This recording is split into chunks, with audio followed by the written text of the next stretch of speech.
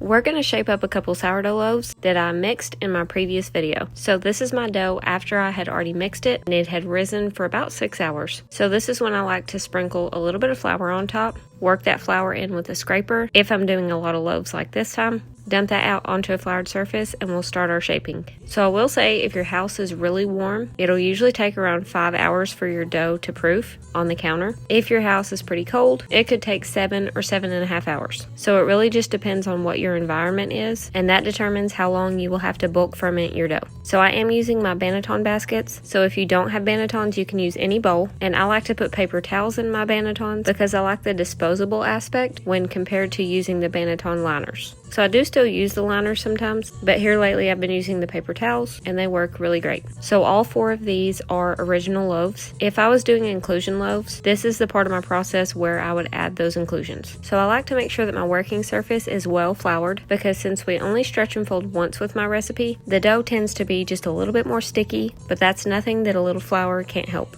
So I do like to cinch the bottom before I put it in the banneton, and then I will put these in the fridge, and they will be in the fridge for anywhere from about 8 hours to 18 hours. So that's just kind of the time frame that I go by. So after I have all 4 of my loaves shaped up, I just cover them with my shower caps, and then we're just going to put them in the fridge and I will bake them the next morning. So y'all come back and we will bake up these 4 sourdough loaves.